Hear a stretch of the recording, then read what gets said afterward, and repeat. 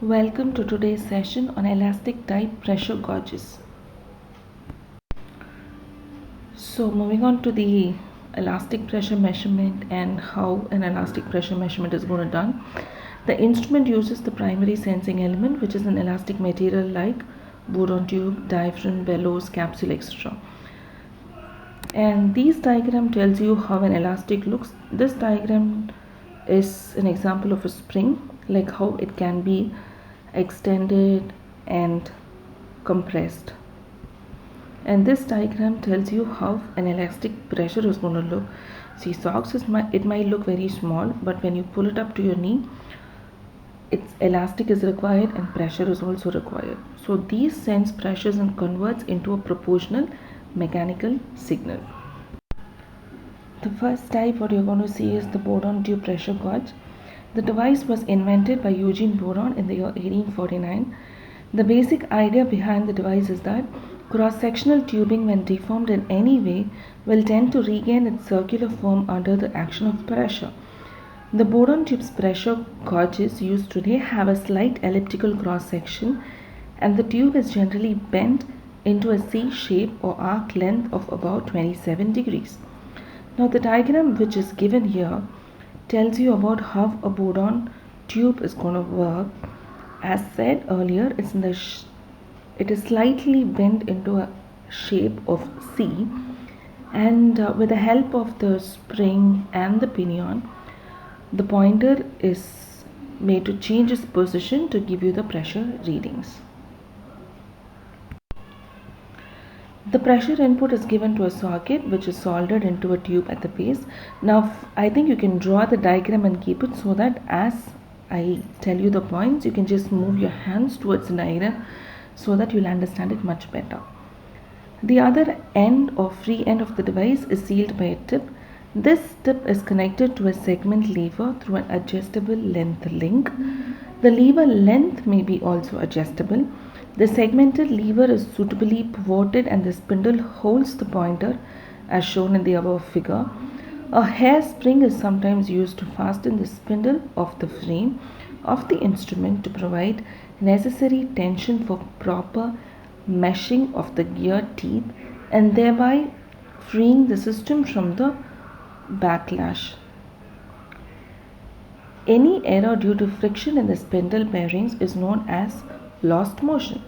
The mechanical construction has to be highly accurate in the case of boron tube gauge. If we consider a cross section of the tube, its outer edge will have a larger surface than the inner portion. The tube walls will have a thickness between 0.01 and 0.05 inches. Okay. Here you have the different types of bendings of a boron tube. Now A diagram tells you how expansion takes place in the cross section wise, and B tells you about the extension in the lengthwise, and the C is its unwinding. The advantages of boron tube are simple construction, low cost, high pressure range, good accuracy. Disadvantages are susceptibility to shock and vibration. Gauges are subjected to hysteresis. So the next type of pressure gauge is diaphragm pressure gauge. Now if you look into the diagram, this tells you how an industrial diaphragm pressure gauge is going to look. It is a thin plate of circular shape clamped firmly around its edges. They are commercially available in two types. One is metallic and the second one is non-metallic. Now metallic diaphragms are known to have a good spring characteristics and non-metallic types have no elastic characteristics. Thus, non-metallic types are used rarely and are usually opposed by a calibrated coil spring or any other elastic type gauge. The non-metallic types are also called slack diaphragm. Now, the difference between the metallic and the non-metallic is a very important 2-mark question to be noted. When we say about the working of your diaphragm pressure gauge, the diagram which gives here tells you how a diaphragm pressure gauge is going to look. When a force acts against a thin stretched diaphragm, it causes a deflection of the diaphragm with its center deflecting the This is the major working of your diaphragm. It is very simple and easy. Since the elastic limit has to be maintained, the deflection of the diaphragm must be kept in a restricted manner. A pressure inlet line is provided at the central position. When the pressure enters the capsule, the deflection will be the sum of deflections of all the individual capsules. The advantages are smaller in size and moderate cost. Corrosion resistant materials can be used. Good linearity, can withstand over high pressure. Disadvantages are it is limited to relatively low pressure, repairing work is much difficult, lack of vibration and shock resistant. The next pressure gauge is the bellows pressure gauge. The basic way of manufacturing bellows is by fastening together many individual diaphragms. The bellows element basically is one piece expansible, collapsible and axially flexible member. It has many convolutions of fold. It can be manufactured from a single piece of thin metal. Now this diagram tells you how an industry based bellows pressure gauge would look. And for industrial purposes, the commonly used bellow elements are by turning from a solid stock of metal, by soldering or welding clamped annular rings, rolling a tube, by hydraulically forming a drawn tubing. The action of bending and tension operates the elastic members. For proper working, the tension should be least. The design ideas given for a diaphragm is applied to the bowels as well. The manufacturer describes the bellows with two characters. The first is maximum stroke and maximum allowable pressure.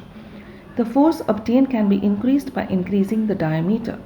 The stroke length can be increased by increasing the folds or convolutions.